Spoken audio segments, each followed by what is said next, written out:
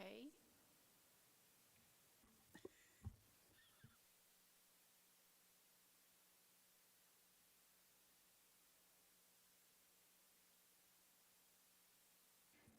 Okay, it's 6 o'clock, and we'll go ahead and get started. Just a reminder, if you're going to be speaking, to please turn on your microphone and speak directly into your microphone so that those at home can hear us. So we will call to order the Public Arts Commission regular meeting of March 26th, 2026. Our first business is a roll call. So we'll take a roll call starting with I'll invite the City Council representative. Brittany Harper. Shan Willoughby, Angela Zagora. thank you. Okay, the first thing we've got to do is approve the minutes from last meeting, which was in February. Hopefully everyone got a chance to just peruse those through the email that Tanisha sent. I'll Can I- make a motion to approve the minutes as prepared. Thank you, Elmer. I'll second that motion. Thank you, Brittany. Okay, me also. Is there any discussion is the next one? Any discussion of the minutes from February? Nope, okay. So then we have to officially vote. Oh, right, okay, so now we will vote on approving the minutes. Everyone in favor, raise their right hand, and it's unanimous. Okay, moving on to the liaison report. Turning it over to Tanisha. All right, hello everybody. I was able to do two wonderful things since you last saw me, and I wanted to give you guys an update about that and let you know some updates. So the DeKalb Council for the Arts had a relaunch party. The DeKalb Arts has been out of commission for 20 years, and they are bringing it back to life in many, many great ways. The CEO, I don't remember the exact number, but it was something along the lines of 6-point-something million for the budget for DeKalb Arts. So one of their first projects that they announced at this event, which was a lovely event, is the picture that you see on your screen. Each city in DeKalb is going to get a giant ceramic cow. And we will be, responsible for doing some kind of call for art and have someone work on that and find a place for it. I have not put too much thought into a place yet because I haven't gotten any kind of timeline. So it's possible if maybe this could be one of our roundabout ideas with the big road changes. So, but it was a great event, and I'm really, really excited for this group to get it off the ground. There was a lot of representatives there, and just a lot of people who are excited to push the arts in DeKalb forward. So that was really nice to see. And then last week, I had the chance to go to the National Covening on Art and Social Connection, which was a mouthful to say quite a few times. And it was, again, a really, really great event. This was put on by the High. They had amazing keynote speakers, really great breakout sessions. I made a lot of really great connections. And as I was saying earlier to Brittany, surprisingly, a lot of the people who came to this were not in Atlanta. There was people from as far away as Hawaii.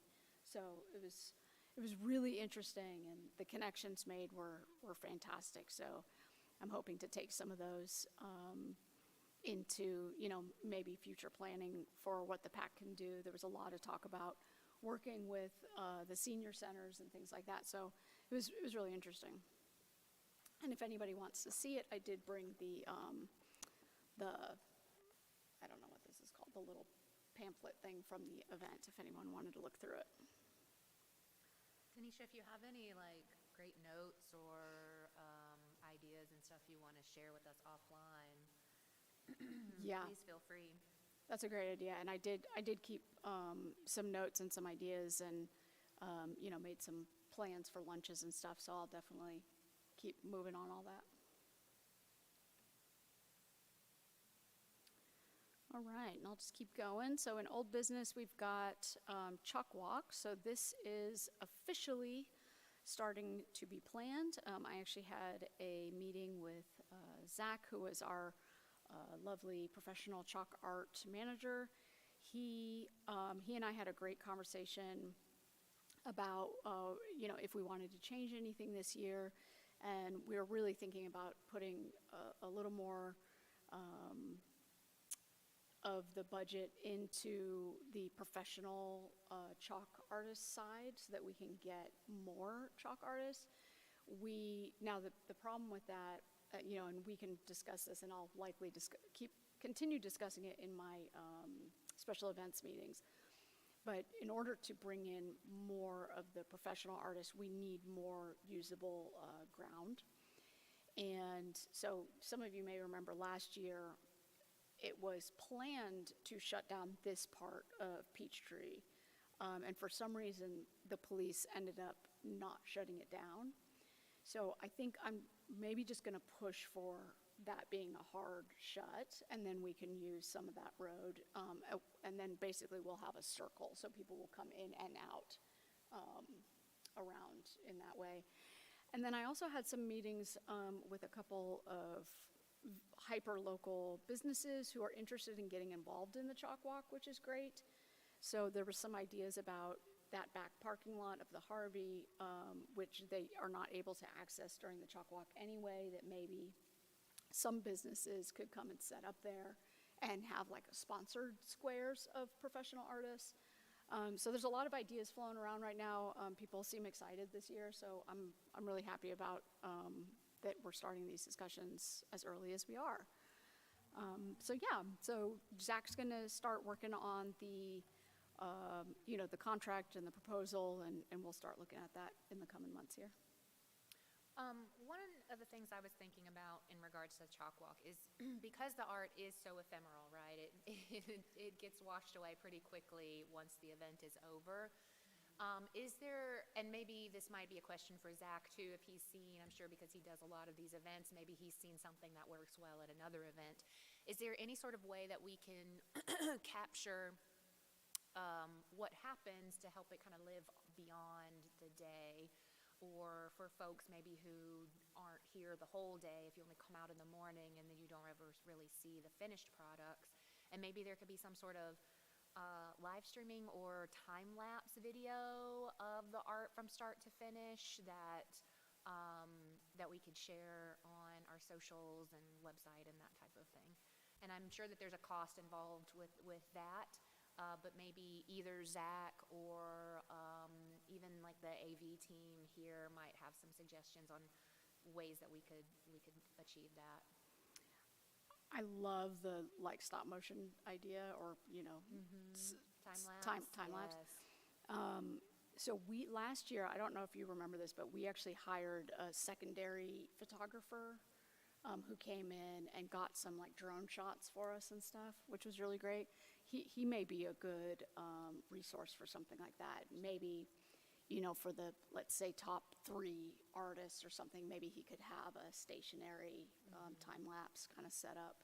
We could definitely talk about that. Yeah. And I think we probably have enough wiggle room in that particular budget as well, because, we wrap in our marketing budget into that, and often Discover DeKalb actually ends up paying for our marketing for Chalk Walk, so we end up with a little bit of extra there. Right. And then maybe there's a way of if there's any like digital art opportunities where photos of the finished pieces could be just, like I'm thinking of like these screens that are here, and maybe they can be used as screensavers in any screens that are in like public buildings or on any sort of streamed content on our website or anything like that, wherever we can find ways that the final product can live beyond. I think would be just a nice touch. Yeah, I like that. I love that idea. Tanisha, I have a question because it kind of, it kind of parallels with what Brittany was talking about with it just kind of going away very easily. But when you were talking about closing down Peachtree, part of Peachtree, are you looking at, is the artwork would be on the street or on like the sidewalk? So Zach was particularly interested in the street that's right out here, Like part of the parking lot?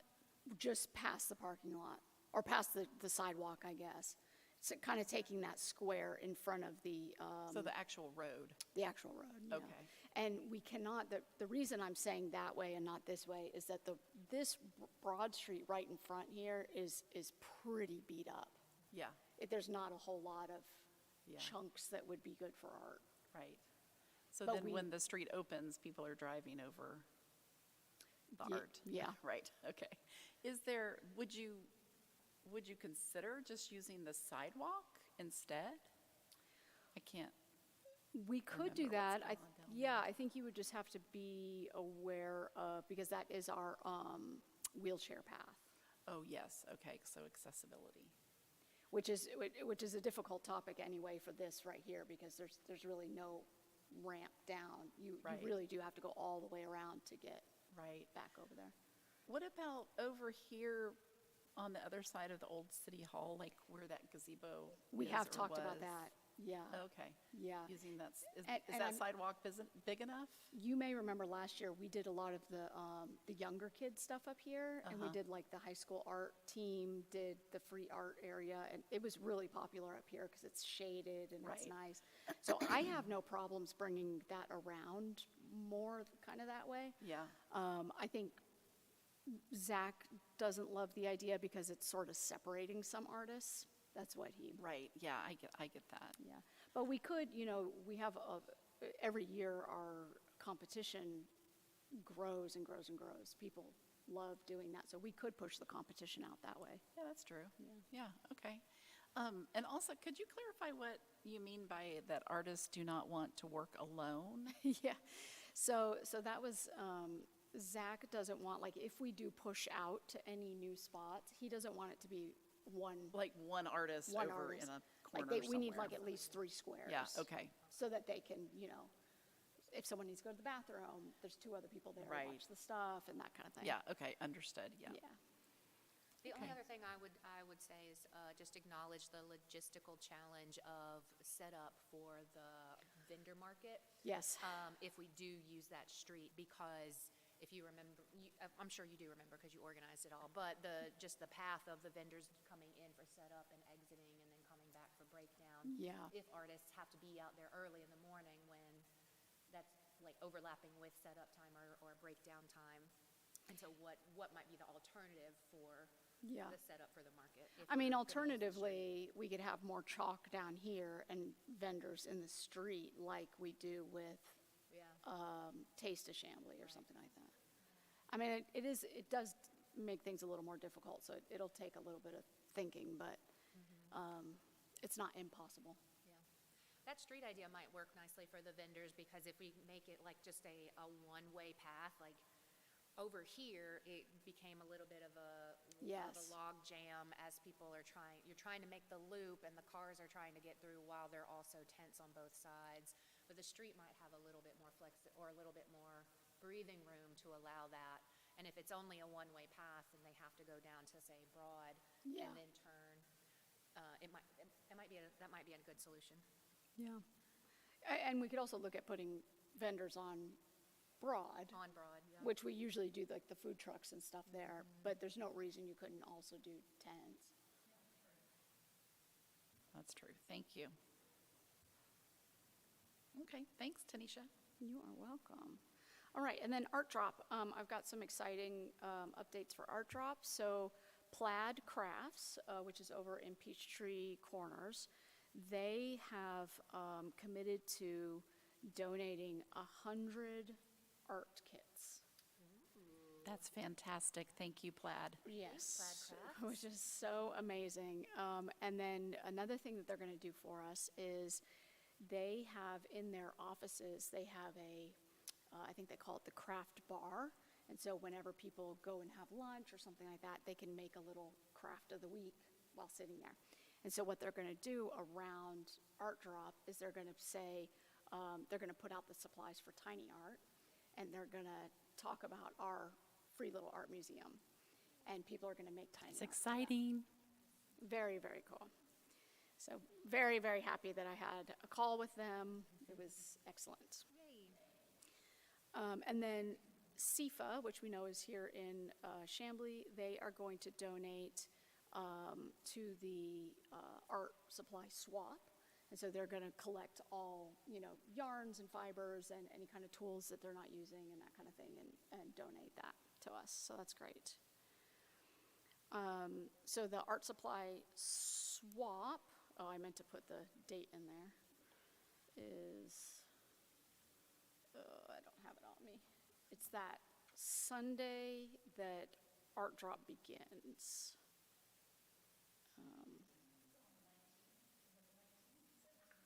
Yeah, 19th. 18th, I think it is, yeah. Yeah.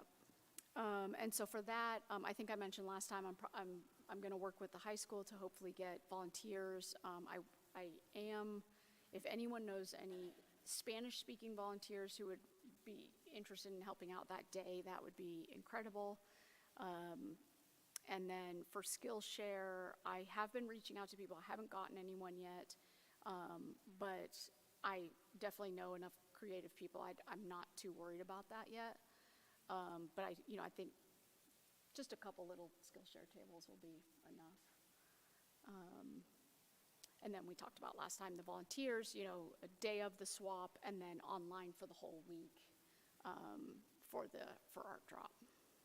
I know we had previously in our last meeting brought up Scraplanta. They do a lot of workshops, community-based workshops and Yeah. stuff, so that might be an opportunity to find some people for Skillshare who already have Do that, for sure. experience under their belt. Yeah, and I will reach out to them. I wanted to have that meeting with Plaid and SIFA first because I knew that they were interested without me asking. And now that that's done and I know that they can't do the in-person, that I'll definitely reach out to Scraplanta. And I think there's a metalworking guild that was right over the Chambly line in Doraville. I do believe they're in the middle of a move, so I'm not sure if they would be interested, but that might be kind of fun too. And then you guys had a meeting, if you kind of want to, this is just your notes from that marketing meeting, if you just want to tell the public kind of what you guys talked about a little bit. Sure, yeah. Does anybody else want to take that? I can take it, or anybody? Okay. So yes, Angela and Brittany and I had a offline, and I know that, sorry, I haven't looked at these notes in a while, so I'm skimming them as I'm talking. But I know that Tanisha, you had some concern about just keeping up with the Art Drop itself, and we were using a hashtag in the past, primarily just a hashtag. So we came up with an idea that they could use the hashtag, but they also would mention Chambly Public Arts, the Instagram page, and then this will allow that collection to happen easier under the mentions on Instagram. And then you could, at the end of the day, just put those into stories or throughout the day. You don't have to be constantly tracking on Instagram with the hashtag. And then we also thought about considering if one of us could be added as an admin during that week to kind of help you with that task. And I don't know what's possible or what's allowed, but we would be, happy to help you with the task of moving imagery to the stories. Now that might take, it might take a little longer for people to find things because you're not going to be doing it, in real time. So if we also use a hashtag, then it could be done either way. Like when you have some time, you could, send it off, and of course, people would be looking at that hashtag as well. So, but we think that would be easier and maybe more efficient for you. And then we also weren't really sure if the team here at the city had some sort of a social media scheduler that you could be a part of. A lot of times, if there's space for another user, you could be added to that. The Chamblee Public Arts Instagram could be added. And that might help too with just scheduling things, and then they'll go off at a certain time. And then Brittany had suggested to reach out to, I guess it was a former artist that we've worked with, Kat Lana. Rory is her name, to see how his name, to see how he manages his drops, because he does this apparently on a regular basis. Brittany knows more about that than I do, so feel free to have a chat. And then for our Skillshare thoughts, Brittany mentioned this earlier. We did suggest partnering with Scraplana, SIFA. We saw that in that previous slide, to see if they can help with those Skillshares. We did feel like partnering with someone like Scraplana and SIFA, which we already have a relationship with, but would help build that relationship for any kind of future events that we might plan. And you mentioned this, to make sure we have a Spanish-speaking volunteer on hand that day, which is incredibly important. So we want to definitely make sure that we can find somebody to do that. And also for that Skillshare day and the swap, we wanted to stress that it is for all ages, because I think a lot of people might just assume that it's for children. And so we just want to make sure that anybody and everybody knows that they're invited to come to that event. And would also recommend having maybe a separate, like, adult swim area. Yeah. As someone who has crafted with small children and also alone, it's two different experiences, right? So you can decide which one you want. Yeah. Yeah, we don't know how feasible that is, but, and I think especially if it's at the park, people automatically think kids. So, but we want to make sure that adults who want to be creative that day are welcome to come. And then we also just wanted to make sure that, that they know that these items that they make are not necessarily for the art drop. They can, feel free to go drop it somewhere, but it's not necessary. So that was a little summary of our meeting. Did you have any questions? I did forget to mention, and you reminded me, someone that I ran into at this high event is the team at DART in Doraville, and they are interested in helping out with the Skillshare piece of it. And I just don't know how I forgot that, but yeah, so that'll be really, really helpful. And they do this kind of thing all the time. So I bet they'll have an idea of kind of how to separate out the adults from the And kids. we're so close, and our two towns are so small. You're in Doraville before you know it, and you're back in Chamblee before you realize Well, it. So especially at Dresden. it makes so much Yeah. sense to partner together and share resources and Yeah. that type of stuff. So they were really excited about this, and we had a couple conversations about how it would work. So yeah, I'll make sure to reach out to them again sometime soon. Do we know if Brookhaven has a similar body of? They don't. They have a commission, but it's not as fruitful as ours. Okay. But there may be some people over there who may be interested in coming over and helping. I think even if it's just like, knock, knock, howdy neighbor, let's get to know each other, Yeah. I feel like they just unveiled a sculpture, right? Or something in front of their new city hall. Oh, they may have. Yeah, it's one that they had on loan that they had purchased and moved to the new city center. Oh, yeah, okay. A few weeks ago. Yeah. Okay.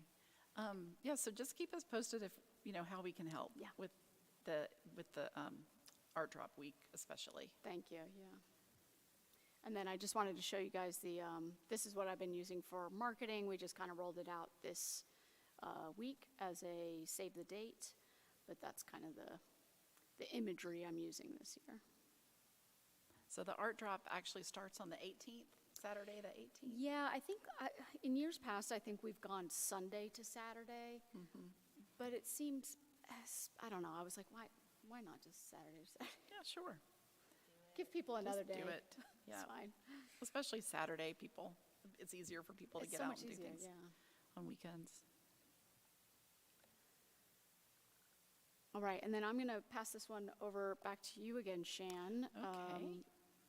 So Shan just kind of wanted to talk about the different pieces of PAC and how it works and what's expected and all that.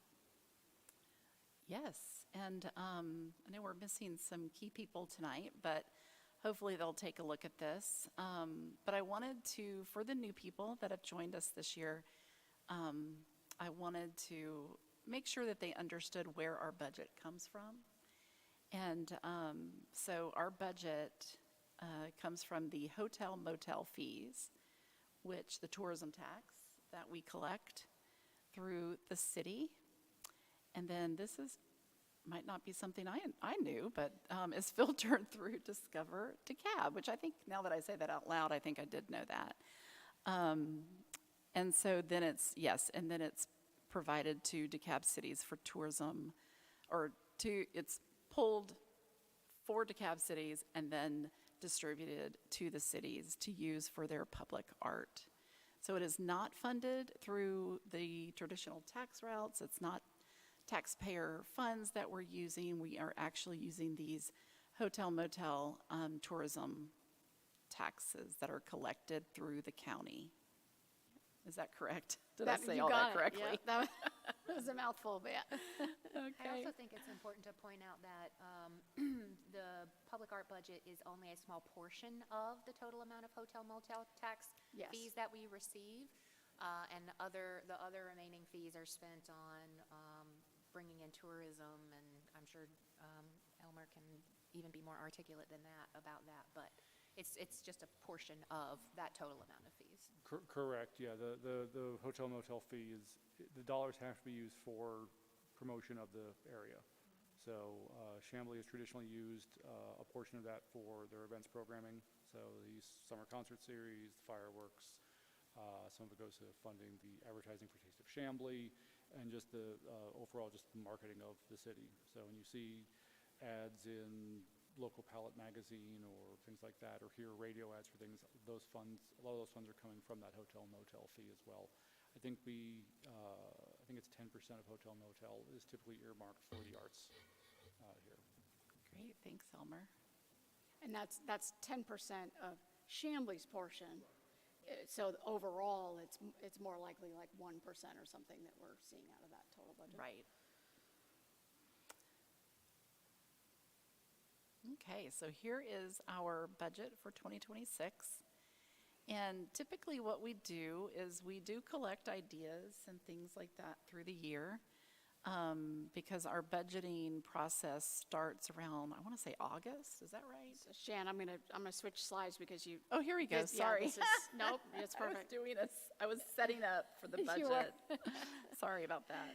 Yeah, we start discussing and brainstorming all that fun stuff in August, because we do have to put together the spreadsheet to provide that to council for approval.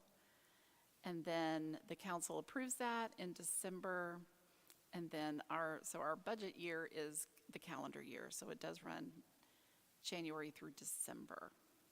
Thank you, Tanisha. Did you want me to go back to the budget? Yes, please, thank you.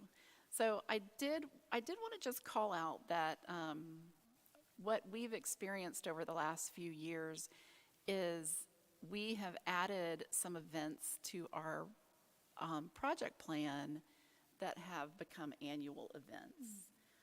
And so some of that, like the chalk walk, like the art drop, the public art cleaning, some things like that you see here, the matching mural grants, those are some things that we anticipate being in the budget every year. So those get earmarked with, quite a big chunk of that money up front. And then we are able to pepper in some additional projects, little one-offs through the year as well. One of the things where our budget might seem a little light this year is because we did need to earmark quite a bit for the Arts Master Plan.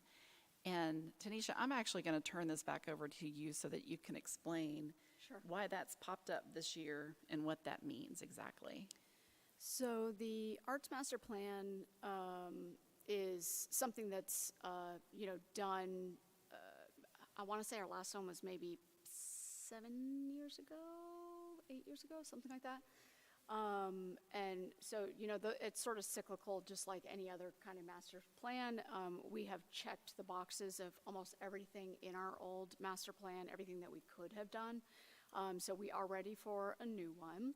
And we had gotten that quote at least a year ago, I believe, and have kind of waited it out until 2026 to go ahead and do that.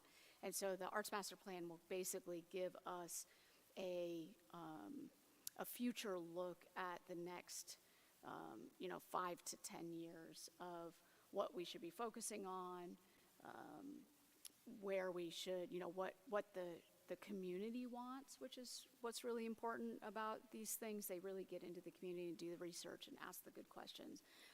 So we'll have a kind of a direction to go in once that's completed, which is great. Thank you.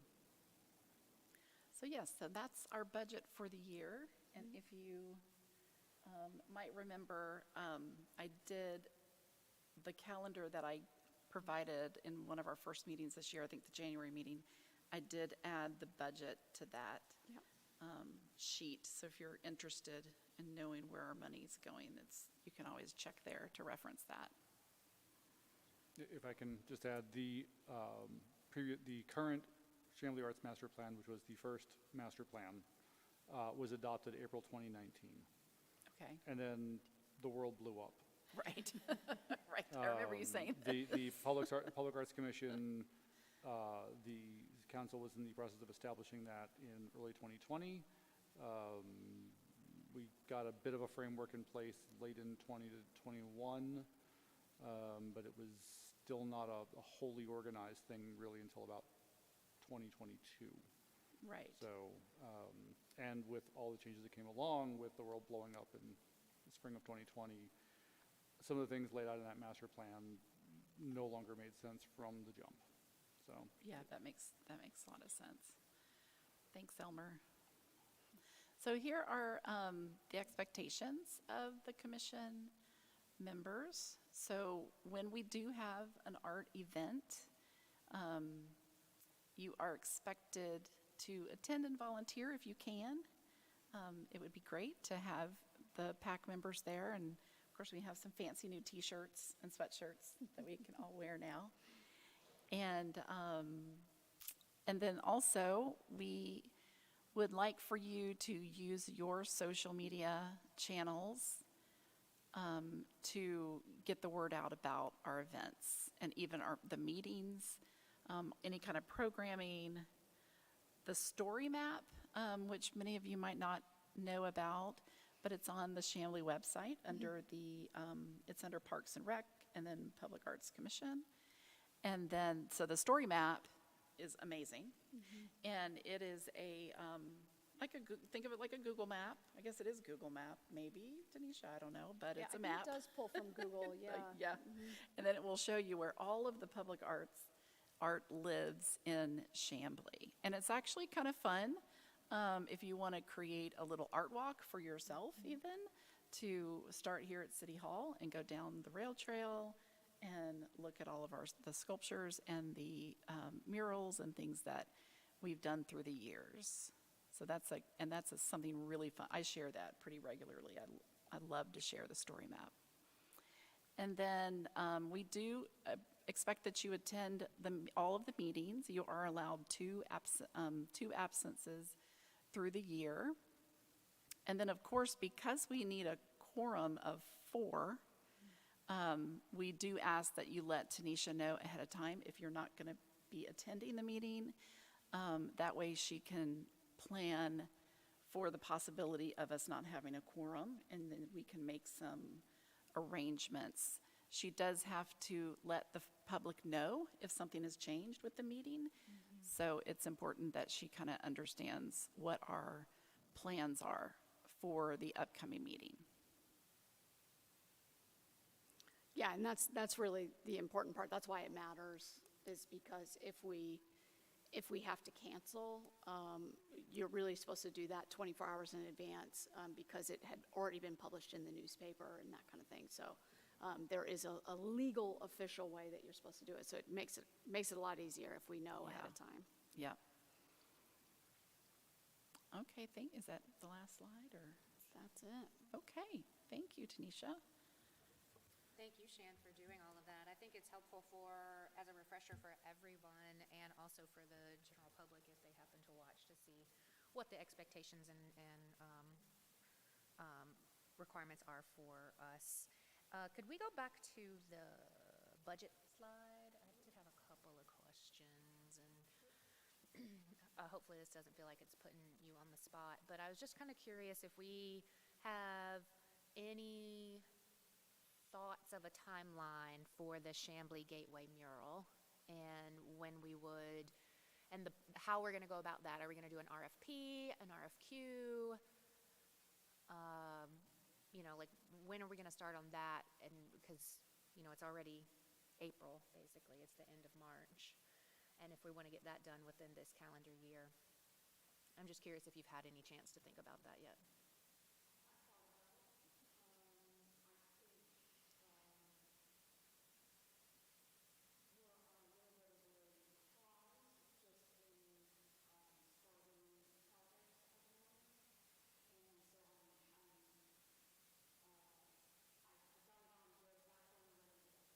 Okay.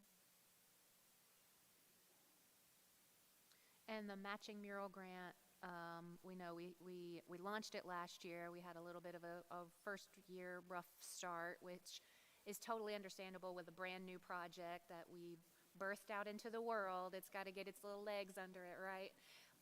So I would just also maybe like us to think about with this year, it's still brand new, right? We haven't accomplished our first piece yet from that program. So I think that as a group, we should be thinking about what might we possibly do with those funds if they do not get spent. Because we know basically the last 2 months of the year are non-existent when it comes to like trying to do a new project. So I think that we should maybe June, July, if there's been no expenditure from that line item, then we might want to think about, is there a project that we can add for the second half of the year to make sure that that money gets spent?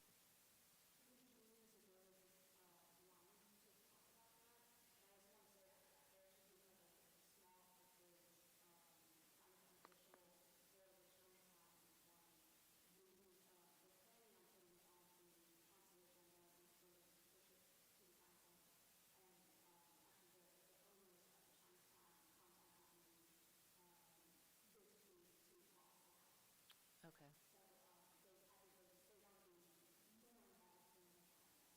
Okay.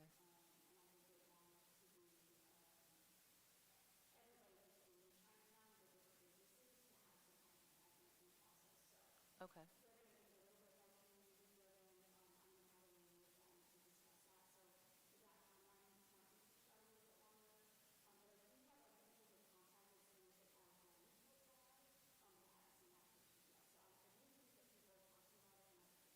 Okay. And if there's any thoughts on how we can promote that program, I'm happy to help brainstorm, or, I'm sure everybody's got plenty to do, but if there's anything that we can give to any of the other departments that engage with the community on a regular basis, that even if it's just like a sell sheet, like here's the program in a nutshell, to just try to garner more interest in it, or targeted communications to certain businesses that I know I drive up and down Buford Highway all the time, and I'm like, I'd love a mural there. There would be great. There too. And so maybe it's like targeted messages or dropping by and handing out flyers. So open to any and all ways that we can assist to promote that project, because I think once it gets off the ground and people realize how easy it's going to be to take advantage of it, I think it's going to go like gangbusters. So Since I'm a little bit newer, can you guys explain what this is? the matching mural grant. Yeah. Okay, so we just launched it late last year, so we haven't gotten a fully realized project out of it yet. But basically, we have this pool of funds, the $50,000 you see here, and businesses can apply for some of these grant funds in order to paint a mural on their like public-facing, like a side of their building or something like that. And so and it's a matching grant in that we will match to what they give. So if they say we have $5,000 that we can put towards this grant, we will match that. So they have a total of $10,000. Okay. If they're in the census area, which I unfortunately am ignorant of like where those areas are, but if they were in a certain area, then they can apply for funds up to $10,000 without a match. So like, for example, the Chinatown one, it's in that census area, right? So they would be able to get funds without are they not? Am I speaking out of turn? It's really weird right there. It changes, I believe Chinatown Mall might be cut out from it, Oh, and then okay. across the street is part of it. Is I would part have of to it. look Okay, again. Gotcha, Yeah. gotcha. So if they're in that census area, then they can apply without the matching portion. Okay. Is there anything that's gone out to these businesses or on social to let them know? I'm sure Tanisha can say more. So our business development team here at City Hall, they put it in their like business-to-business newsletter kind of things that they do. And I have gotten a good amount of traction from that. People have contacted me about that. And then the plan at the end of last year was that we would do some kind of flyer in multiple languages. And my original thought was that I would have someone with me who spoke that language to go into these businesses so that we could speak directly to the owners, if needed, but we just haven't gotten that off the ground yet. Okay, thank you. But we have put it in, I think, in the Signal and in a couple other things. Oh, I was going to ask. I feel like Yeah. I've seen it in the Signal. Yeah, I think it would be nice, Denisha, if you could maybe start working on or I'm happy to help you work on a flyer or something that.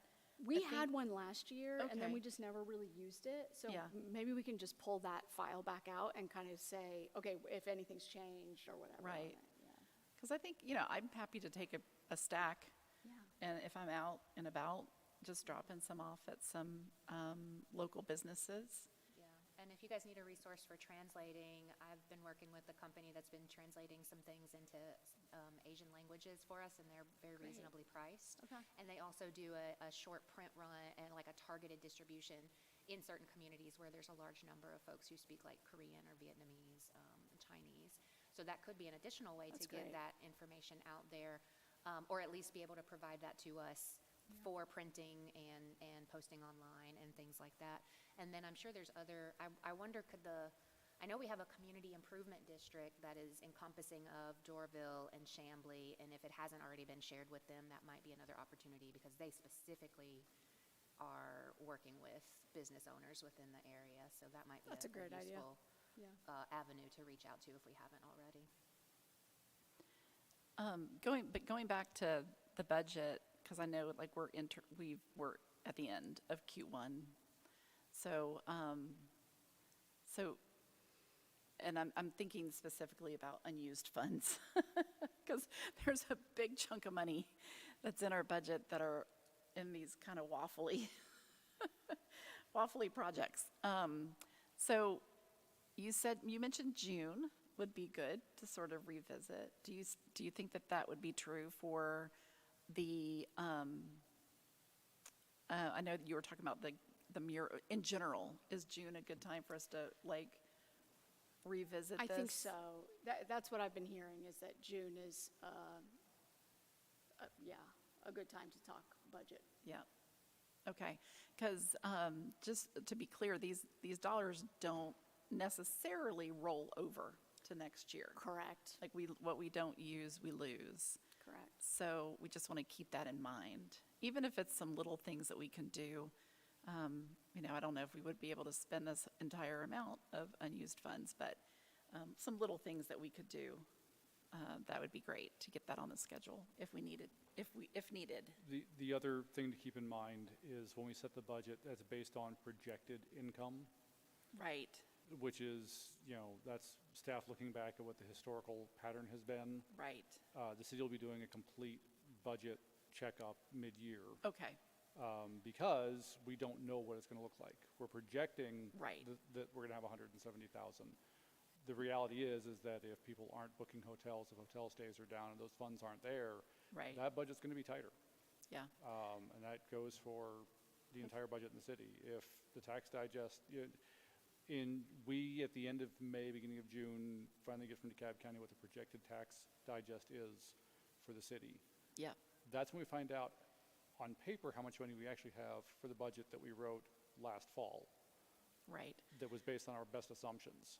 So Yeah. depending on how things are going, Yeah. we're either going to be okay or we're going to be reconsidering budgets. well, in hopefully the general. World Cup will bring in some, We- but we- no, you're right, So you're right, there's, just turn on the news, there's 10,000 different things happening every day that has everything in question Absolutely. right now. yeah, and that's true, that's so- true with most companies, they, you get to a 6+6, and then you're you're looking at what you projected, what you're gonna have for the next 6, so that makes a lot of sense. So thanks for that reminder, Elmer.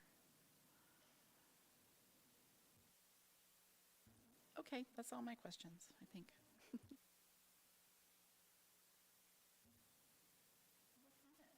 Okay, now we're at the public comment section of our meeting. Anyone? Anyone out there? Come on, come and see us, people. Come see us and talk to us. We would love to talk to you. We're nice, I swear. We are, we're very nice. Okay, well, then it looks like we can adjourn. Motion to adjourn? Oh, Elmer, And seconded. on. You guys are not allowing me to do my job. I was looking at what time it was so that Angela would know it was 6:48. Motion to adjourn, Elmer. Thank you. Seconded by Brittany. Thank you very much.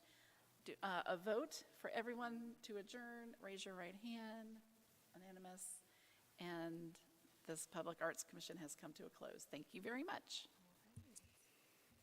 Good job on your first Yeah, chair good job, meeting. Shan. Yay.